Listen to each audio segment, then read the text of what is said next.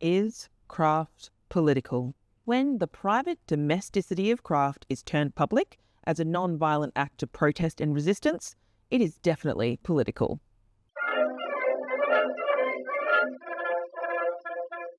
Hi guys, welcome to Amy of Melbourne. My name's Amy, obviously, and today we're talking about Craftivism. Craftivism is taking craft and activism and putting them together. It merges the traditions of handcrafts with social activism and political activism. It includes a wide variety of textile-based things like knitting, crochet, embroidery, sewing, and so much more. Historically, these things have served as tools of resistance, particularly for women and marginalised communities. Today, we're exploring the history of craftivism, highlighting how textile-based activism has been used as a form of resistance against oppression and marginalisation. Textile-based activism has its roots far before the 20th century, where we get the word craftivism. Historically, it's been women in particular have used their handicrafts to challenge social norms and oppression. One of the most prominent examples of this textile-based resistance was part of the French Revolution. Textiles became a symbol of revolutionary ideas and resistance of the monarchy and the aristocracy. Women played an essential role in this social upheaval, and they used their textiles as part of their resistance and as a significant part of expressing their solidarity with the revolutionary aims. One key example is the French Revolutionary bonnet, which is a symbol of liberty for both men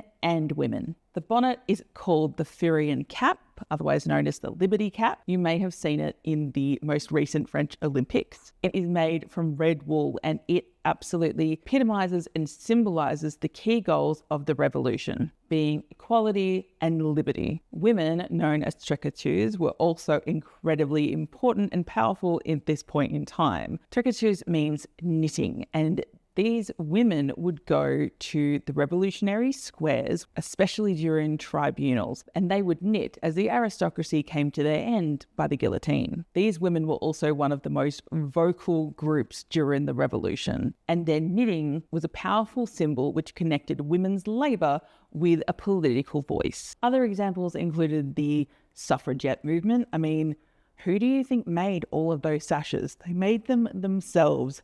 Mary Lowndes, the designer of the suffragette banners and sashes, wrote in her pamphlet on banners and banner making, "In all the ages it has been the woman's part to make the banners, if not to carry them. The divers colours of needlework, hand-wrought, are coming into play again, and now, for the first time in history, to illumine woman's own adventure." This is handicrafts, this is textile crafts used in protest. Prisoners in Nazi concentration camps also used textile arts as a form of resistance. The people that were being held there included socialists, communists, gay women and men, trans people, disabled and autistic people, sex workers, and homeless people. These were all considered the undesirables at that time, and they were removed from the main part of society and put into concentration camps where they participated in forced labour, slavery, and ultimately many millions of them were killed. Jewish people, as well as the other many varied people who were kept prisoner in the concentration camps, were forced to do very difficult labour. And some of that labour was textile work, like making soldiers' uniforms and knitting socks for soldiers. What you may not know is that they also had a special dressmaker's salon at Auschwitz. A small group of Jewish women worked within that salon 10, 12-hour days, making beautiful couture-level garments for Berlin and Germany's elite women. These Jewish women knew that they had a privileged place in this place, though their work was incredibly grueling and difficult. They didn't have to do the outdoor roll calls. They were in a much safer place in that incredibly dangerous and horrific place. This didn't stop them from using their unique position to smuggle messages outside of the concentration camp. Likewise, as a small form of protest, the people in the camps who were knitting the socks for the soldiers in the German army often sabotaged their makes, tightening the heel, skipping a stitch in the toe, the result of which was often blisters. The leader of the knitters was a political prisoner who had been in prison for many years. She said that it was because of her that the Germans lost at Stalingrad, She'd found a way to knit the socks, which meant that the soldiers got sores in their heels. In this way, textiles became a silent protest against fascism and oppression. One of the most early examples of textile-related activism was the khadi in India, which was led by Mahatma Gandhi. Khadi is a cotton-woven fabric that became part of the resistance against colonial rule from the British. By promoting self-sufficiency through their own textile production and the rejection of British-made goods, Gandhi's emphasis on spinning khadi became part of the resistance against imperialism and cultural exploitation, as well as economic defiance of British imperial rule. The khadi movement was able to connect people from urban, rural, and industrial environments as one people united under this homemade textile creation, which transformed the acts of spinning and weaving into a political gesture of autonomy and defiance. Women's work in textiles has always been both a visible and invisible form of resistance. The Mothers of Plaza de Mayo are an Argentine women's rights organisation which began in 1977, who demanded justice for their children who were disappeared during Argentina's military dictatorship. They held weekly vigils in the Plaza de Mayo in front of the presidential palace in Buenos Aires, wearing their white embroidered headscarves as powerful symbols of resistance. Originally, mothers would embroider the names of their children who had disappeared as a remembrance for them. They embroidered names and symbols, and then they displayed those works in public places, calling to find the disappeared, to represent that they had been taken, and also to call for justice for their loved ones. This practice in crafting became part of a larger resistance movement. It emphasized remembrance and put a human face to violence and oppression. In South Africa, the Ndebele women's traditional beadwork and wall paintings has long been a form of cultural expression and tradition. The Ndebele people were significantly marginalised by the apartheid in South Africa. The apartheid was the institutionalised racial segregation that existed in South Africa and Southwest Africa, which is now Namibia, from between 1948 to the 1990s. This gave the law the right to discriminate against people as a class system based on their ethnicity. The Ndebele people use their bold geometric and geographic design to assert their identity and resist cultural erasure. These colourful expressions were often woven or embroidered into textiles, which helped maintain cultural pride and solidarity under extreme oppression. The act of crafting became a collective form of resistance against the apartheid's racial segregation and oppressive system. These were a visible and practical assertion of Ndebele's people's culture and pride in that. Throughout the Black Lives Matter protests and movement, many people used textile crafts to create flags, slogans, t-shirts, and create buttons so that they could use their voice to promote equality and to denounce the evils of racism around the world against people of colour, particularly where there is an extreme socio-economic divide between those different people. It was also a protest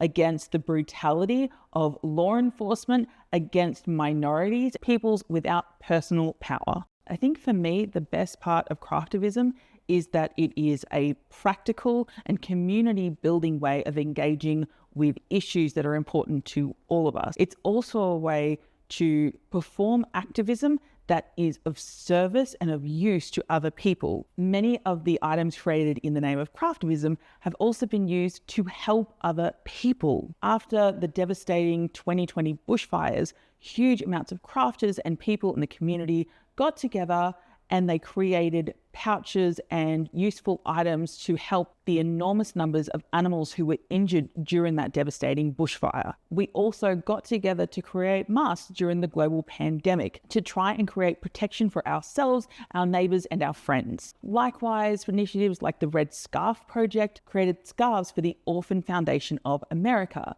This scarf is created not only to help a social issue, but also to show the person who receives it that someone in the world cares about them and their life enough to create something, to hand make something with love for them. During the American and worldwide AIDS HIV crisis, a giant and incredible quilt was made by the mourners of the victims of that crisis.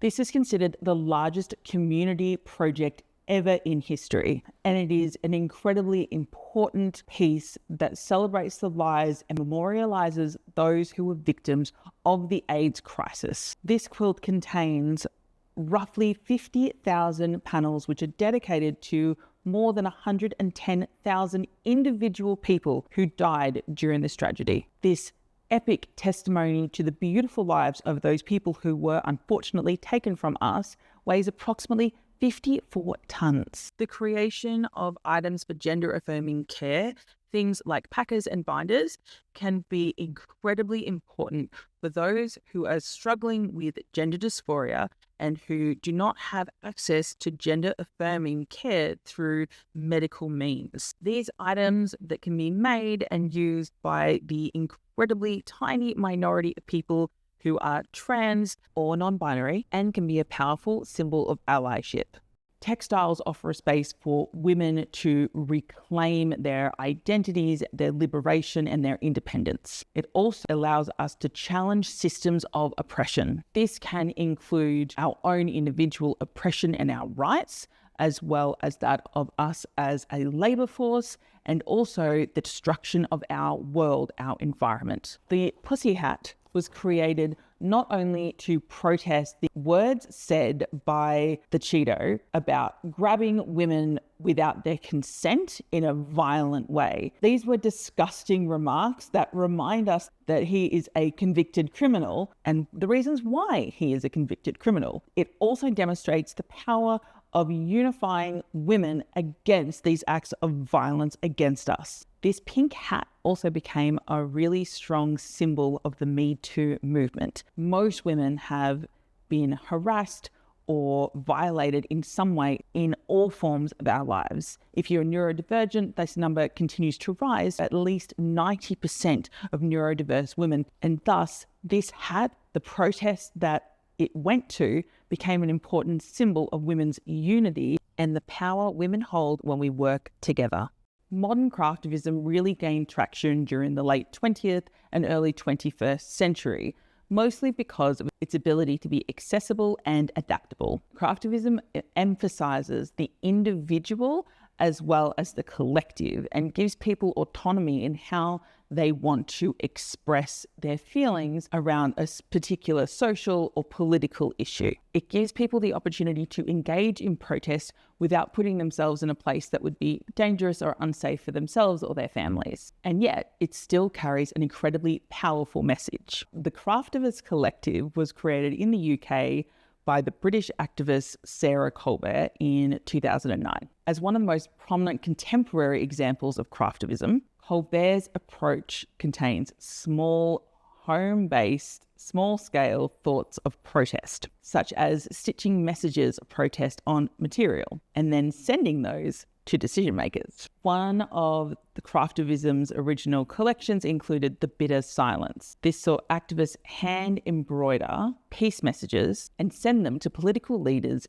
with the aim to raise awareness around issues of war and conflict. This project embodies craftivism as a gentle and peaceful form of protest and activism, but it is still an incredibly powerful way for all of us to engage politically in our world. There's also the Danish knitter Kirsten Hofstadter, who believed that knitting was an incredibly powerful form of protest and could be a tool against political struggle. She started her own publishing company when she wasn't able to get her political knits published, and the name of that company, Håndstrik, became a word in and of itself for this concept of political knitting. This encouraged knitters to use their work to stand against mass consumerism and in the fight for freedom and equality. Håndstrik is now considered a form of guerrilla crafting, and if you want to see more recent works, you can look at artists like the Swedish artist Lisa Nicholson. Craftivism is, of course, innately environmentally minded. An enormous amount of the projects that are considered for craftivism are based around upcycling, repurposing, and reclaiming the unused items that we have in surplus in our mass consumerist world. The actual act of upcycling and reusing in and of itself is a form of craftivism, and it's one that many sewists and makers actively participate in every single day. And it is one of the best ways of taking yourself out of the world of mass consumerism and giant corporations, and instead put yourself directly in community, helping our planet to thrive instead of helping to destroy it. The 2013 fashion revolution movement began after a major crisis and tragedy, the collapse of the Rana Plaza garment factory in Bangladesh. This killed thousands of workers and sparked outrage around the world. Online, people used hashtags like "Who Made My Clothes" to encourage activist movements against this kind of mass production, which does not uphold decent labor conditions for humans who have to work within it. This movement questions the ethics of fast fashion and how clothing is made in the 21st century. It also demanded transparency around working conditions and also better working conditions for garment workers around the world. Another really obvious form of craftivism is yarn bombing, where groups get together, go out, and they cover large pieces of public things like trees, chairs, other things in the public with works of yarn, crochet, knitting, nail binding, those kinds of things. It's a way of bringing the community together. It's a way of seeing ourselves and our connection to each other through our combined understanding of textiles and craft. In Australia, the Knitting Nanas Against Gas group protest fracking and gas extraction through knit-ins. These incredible community activists used the knit-ins as an opportunity to engage with the broader community and empower passers-by with knowledge of the issues of gas. They state, "We look at the bigger picture. We try to keep a focus on a global resolution because there's no point us winning in Australia if the rest of the world goes kaput, because the whole thing's interconnected." In their own words, NAG's work is purposeful, relevant, and fun. I hope that you have found this little journey into craftivism interesting. I have a couple of book recommendations before I wrap up the video. The first one is this one called Guerrilla Kindness. This is actually an Australian book. It is incredibly well written. It has a lot of history and information around different craftivism activist activities around the world that include textiles. This is a very similar vein. It also includes lots and lots of different types of craft and activism. This one is very much from an American standpoint, but it does have lots of good information about smaller community-based organizations and how you can get your crafting community involved as a vehicle for political and social change for the good. This book is inspired by the Håndværk movement in Denmark in the 1970s. It's all knitting patterns, really, really beautiful ones, and it's a great resource for a different perspective on craftivism. This one is one of my favorites. This is Protest Knits. It's a fairly new book and I love the projects in it. It goes into the history of several different very modern movements, including the pink hat. So I strongly and highly recommend you grab yourself a copy of this one from your library, or if you can afford it, so that you can support the people who made this book and the other books. I'll also link some other online resources where I found a lot of my research for today's video. It's all down in the description below if you would like to check those out. If you would like to see more videos about craftivism and perhaps how textiles have been used in history for social and political change, let me know in the comments. I would love to know what you think about this video and if you'd like to hear more about this topic. My last final thought that I'd like to leave you with is the importance of creating community. Community like ours, you and me and us, those of us who are part of this crafting, making, textile world.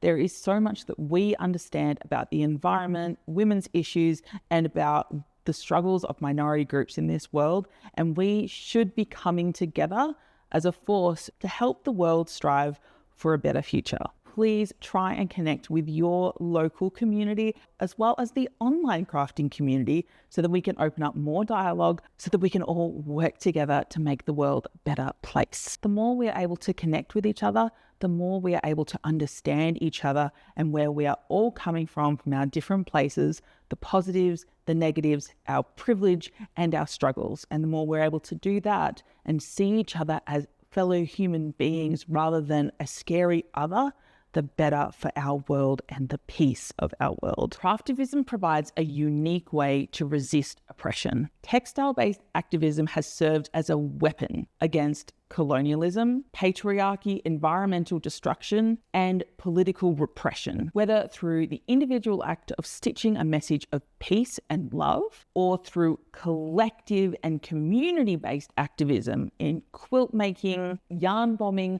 or as a bigger platform for mourning, remembrance, and resistance. I hope that you are safe wherever you are. And I hope that if you are safe, you choose to use your voice to champion for those who are not and for those who are struggling. This world belongs to everyone, not the very few who happen to have the money. I hope that you enjoyed today's video. If you have any comments or thoughts, I would love to hear them down below. If you yourself have done any forms of craftivism, I would love to learn what you have been doing to help your community or the world community more broadly. Thank you so much for taking the time to be with me today. I really appreciate it. Make sure that you like and subscribe and do all of those sorts of things. I'd really appreciate it. And today, like always, learn lots, be kind, and make something. See you later.